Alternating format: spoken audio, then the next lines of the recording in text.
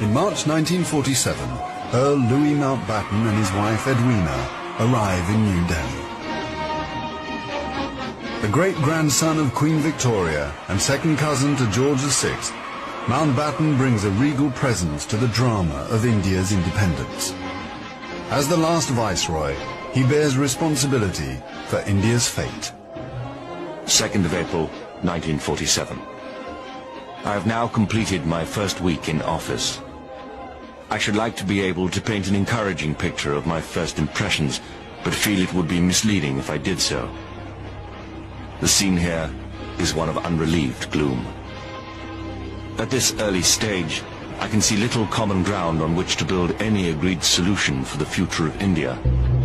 The only conclusion I have been able to come to is that unless I act quickly, I may well find the real beginnings of a civil war on my hands.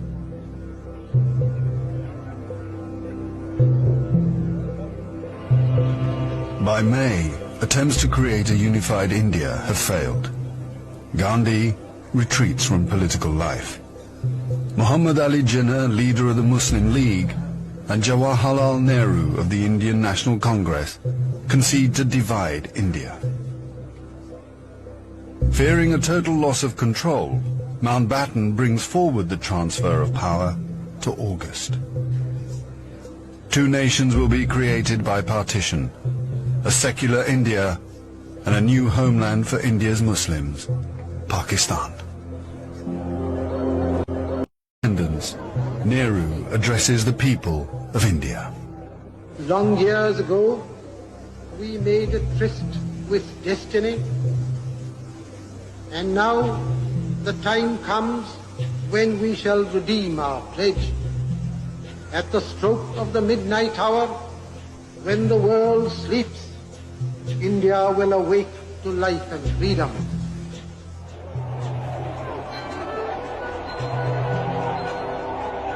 The 15th of August, 1947, the British Empire in India has come to an end. The last viceroy, Louis Mountbatten. The flag raising and the salute were done amid scenes of the most fantastic rejoicing. And as the flag broke, a brilliant rainbow appeared in the sky, which was taken by the crowd as a good omen.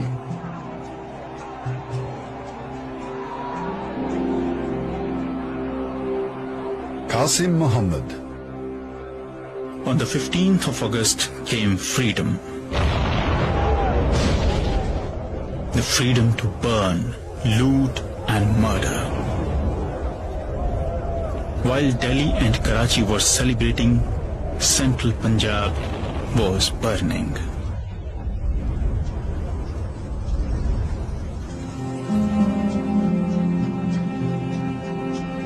Between August 1947 and March 1948, 4.5 million Hindus and Sikhs are forced to migrate from Pakistan to India. 6 million Muslims must move in the opposite direction. Britons and Indians witness the bloodshed. Shahid Ahmed. It is a battleground. People have gone mad. Trains to Pakistan are being looted and occupants slaughtered. We all knew that carnage was in the offing. So did Mountbatten. The British Empire, which tried to build India over centuries, can never live down this great tragedy.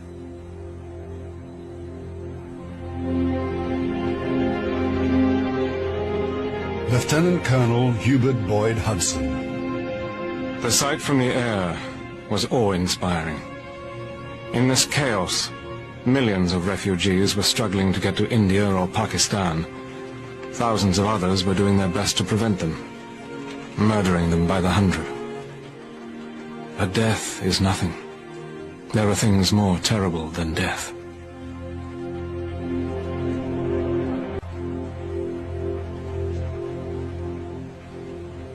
Ten million people are displaced in the partition of India.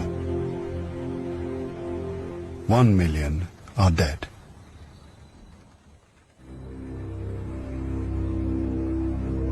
By the summer of 1948, most of the British have left.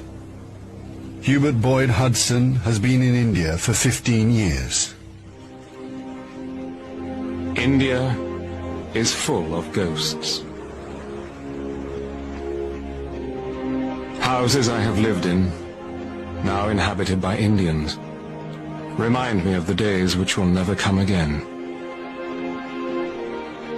When the Viceroy drove past with a cavalry escort in red coats, I have seen the greatness of the British in India, but now it is all ended, and we are the last to leave, the few who are trying to tidy up the mess which this sudden splitting of an old empire has caused. Britain has lost its greatest imperial possession. Mahatma Gandhi once said that if India became free, the rest of the empire would follow. In the next 10 years, the fire of India's independence will spread around the globe, from the Middle East to Africa.